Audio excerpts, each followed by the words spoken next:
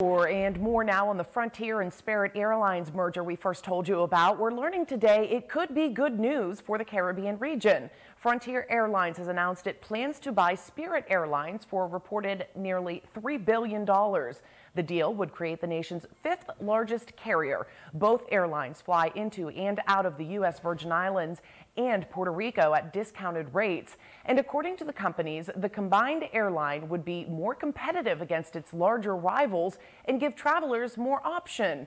Here's how experts say the deal could really impact flyers. Frontier and Spirit are joining forces. The two largest low-cost airlines in the U.S. are hoping to merge. They have very similar business models, very low fares, fees for all the extras, things even like carry-on bags, but they are overall generally the cheapest way to fly. And if the deal is approved, it would create the fifth largest airline in the nation. But what does this mega merger mean for flyers?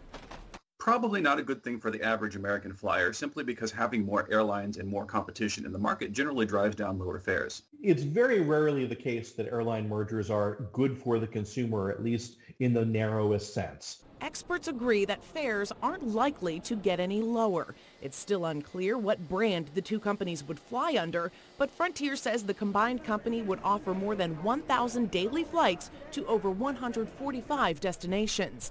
And travel experts say the merger could give travelers more options to fly to mid-sized cities as well as underserved regions, perhaps adding more flights to islands here in the Caribbean.